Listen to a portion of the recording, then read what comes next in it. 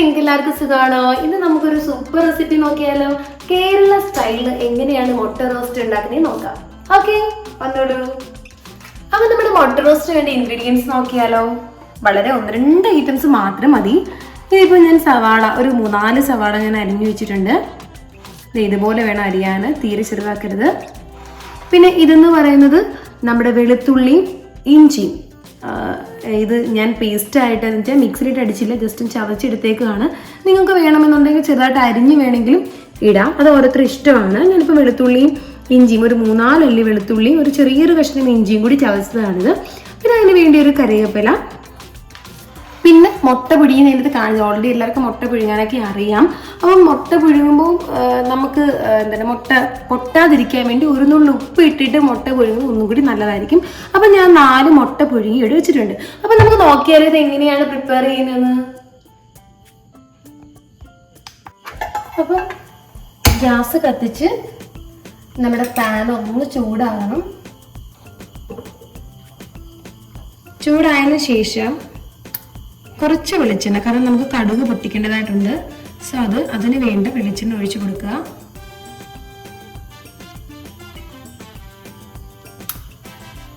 വെളിച്ചെണ്ണ ഒന്ന് ചൂടായി വരുമ്പോഴത്തേക്ക്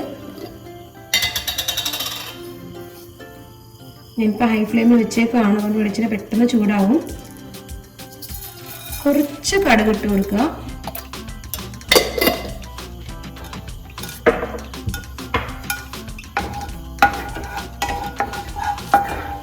കടുക് പൊട്ടിയതിന് ശേഷം നമ്മൾ എടുത്ത് വെച്ചിരിക്കുന്ന സവാള ഇട്ട് കൊടുക്കണം.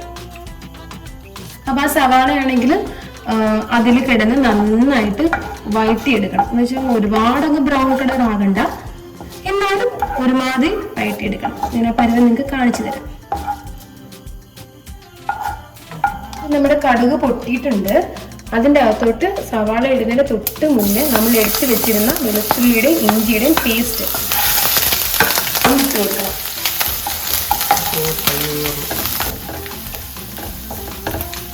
അങ്ങനെ വെളുത്തുള്ളിയും ഇഞ്ചി ചതച്ചതും ഒരുമാതിരി ഒന്ന് ആ പച്ച മയം പോകണം, ചെറുതായിട്ടൊന്ന് മൂക്കണം.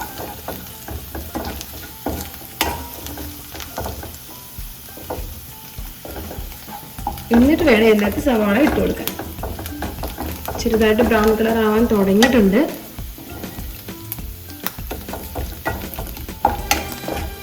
ഏകദേശം ബ്രൗൺ കളർ ആയിട്ടുണ്ട്.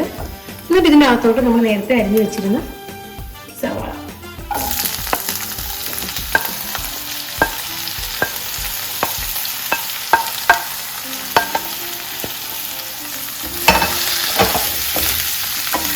നന്നായിട്ട് ഇളക്കി കൊടുക്കുക. സവാള ഒന്ന് വഴണ്ട് വരണം, ഒരുപാടങ്ങ് വേണ്ട, എന്നാലും ഒരുമാതിരി ഒന്ന് വേണ്ട വരുന്നുണ്ടെങ്കിൽ നമുക്ക് ആ റോസ്റ്റ് കഴിക്കാൻ നമുക്കൊരു ടേസ്റ്റ് വരും. അപ്പോൾ സവാള നന്നായിട്ട് വഴണ്ട് വരാനായിട്ട്, പെട്ടെന്ന് വഴടാനായിട്ട് നമുക്ക് കുറച്ച്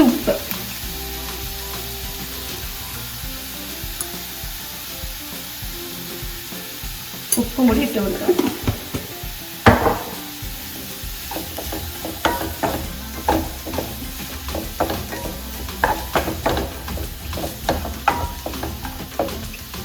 എന്നിട്ട് ഇതിനകത്ത് നമ്മൾ നേരത്തെ എടുത്ത് വെച്ചിരുന്ന കരിവേപ്പിലയും കൂടി ഇട്ട് കൊടുക്കണം.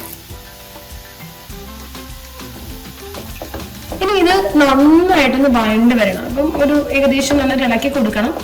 ഒരു 10 മിനിറ്റ്, അതിൻ്റെ ഒരു 5 മിനിറ്റൊക്കെ ആകുമ്പോഴത്തേക്കും റെഡിയാവും. നമുക്കിതൊന്ന് ഇളക്കി കൊടുത്തുകൊണ്ടേ ഇരിക്കണം, വഴന്നുന്ന വരെ ഇളക്കി കൊടുത്തുകൊണ്ടേ ഇരിക്കണം.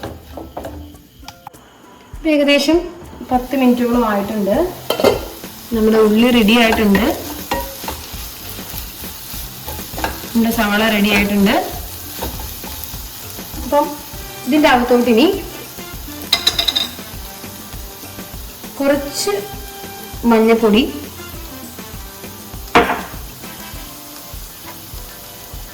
കുറച്ച് മതി, എന്നിട്ട് മുളക് പൊടി.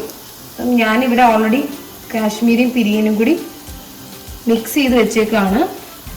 വലിയ എരിവുണ്ടാകത്തില്ല. അപ്പം നിങ്ങൾ എങ്ങനെയാണ് യൂസ് ചെയ്യുന്നത് വെച്ചാൽ, അതാ വീട്ടിൽ പിരിയനാണെങ്കിൽ കുറച്ച് പിരിയൻ എടുത്തുകൊണ്ട് കളറിന് വേണ്ടി കാശ്മീരിയും കൂടി ആഡ് ചെയ്യാം നമുക്ക്.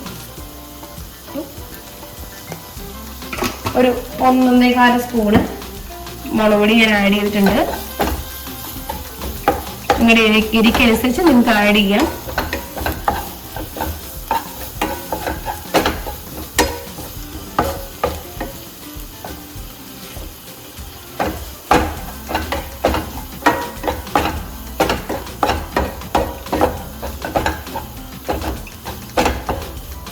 നന്നായിട്ട് ഇളക്കി കൊടുക്കണം. ആ മുളകുടെ പച്ചപ്പ് മാറുന്നത് വരെ ഒന്ന് ഇളക്കി കൊടുക്കണം.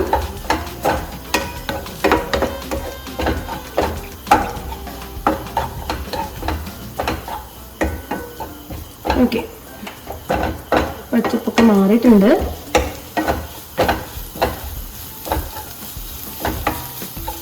ഇനി ഇതിൻ്റെ അകത്തോട്ട് കുറച്ച് ചൂടുവെള്ളം, പച്ചവെള്ളം ഒഴിക്കരുത്, ചൂടുവെള്ളം തന്നെ ഒഴിക്കണം. ഒരു 1/2 കപ്പ് ചൂടുവെള്ളം ഞാൻ ഒഴിച്ചിട്ടുണ്ട്. ചെറിയ ഗ്ലാസ്സിന് 1/2 കപ്പ്. കാരണം നമുക്ക് ഈ റോസ്റ്റ് ഒരുപാട് വെള്ളം വേണ്ട. ഇതിന് ഞാൻ പറ്റിച്ചെടുക്കും. ജസ്റ്റ് ഞാൻ ഒഴിച്ചു ഒന്ന് സെറ്റ് ആകാൻ. ഇനി ഇതിൻ്റെ അകത്തോട്ട് കുരുമുളക്, സ്വല്പം കുരുമുളക് ആഡ് ചെയ്ത് കൊടുക്കണം, സ്പൈസിക്ക് വേണ്ടി.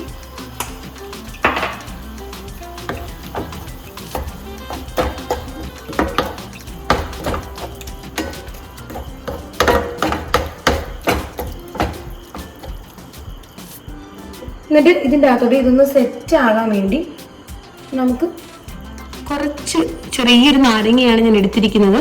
ഇതിൻ്റെ അരമുറിയിൽ കുറച്ച് നാരങ്ങ നീര്.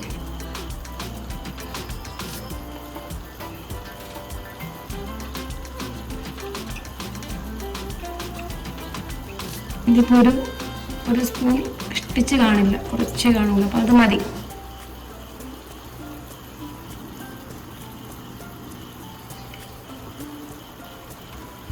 ഓക്കെ, നാരങ്ങ നീര് ഇട്ട് കൊടുത്തു.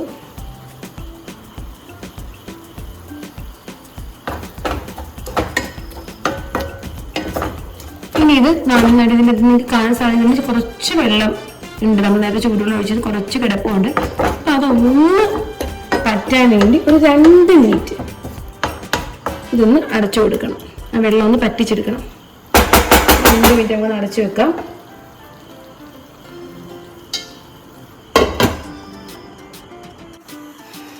അപ്പം നമുക്ക് നോക്കാം നമ്മുടെ കൂട്ട് എങ്ങനെയായിട്ടുണ്ടെന്ന്. വെള്ളമൊക്കെ പറ്റിയിട്ടുണ്ട്.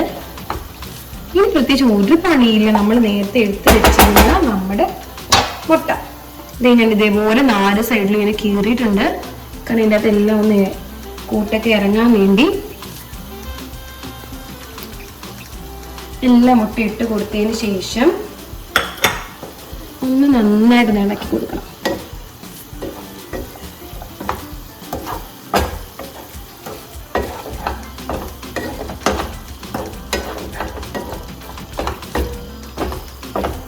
നന്നായിട്ട് ഇളക്കി കൊടുത്തതിന് ശേഷം നമ്മൾ ഈ മുട്ട ഇങ്ങനെ സവാള കൊണ്ട് ജസ്റ്റ് ഇങ്ങനെ കൊണ്ട് വെക്കാം. മതി.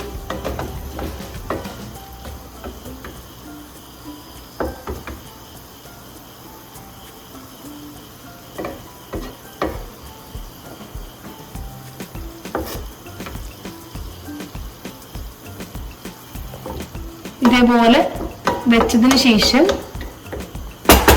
ഗ്യാസ് ഓഫ് ചെയ്യാം. അടച്ചതിന് ശേഷം ഗ്യാസ് ഓഫ് ചെയ്യാം. ഉടനെ നമ്മളിത് സെർവ് ചെയ്യാൻ പാടില്ല. ഒരു 10-15 മിനിറ്റ് ഇതേപോലെ തന്നെ അടച്ചു വെക്കണം. എങ്കിലേ നമ്മുടെ എഗ് റോസ്റ്റ് സെറ്റ് ആകത്തുള്ളൂ. അതിനുശേഷം മാത്രം സെർവ് ചെയ്താൽ മതി. ഇനി നമുക്ക് ഗ്യാസ് ഓഫ് ചെയ്യാം. അപ്പം നമ്മുടെ Kerala style egg roast ready ആയിട്ടുണ്ട്. ഇത് കാണുന്നുണ്ടോ? എന്നാ മണമെന്നറിയാം. തീർച്ചയായിട്ടും നിങ്ങൾ ട്രൈ ചെയ്യണം കേട്ടോ. ഒരു രക്ഷയില്ല, നല്ല ടേസ്റ്റ് ആണ്. അപ്പം നിങ്ങളിത് ട്രൈ ചെയ്ത് നോക്കണം. ലൈക്ക് ചെയ്യണം, കമന്റ് ചെയ്യണം, സബ്സ്ക്രൈബ് ചെയ്യണം. Okay, see U.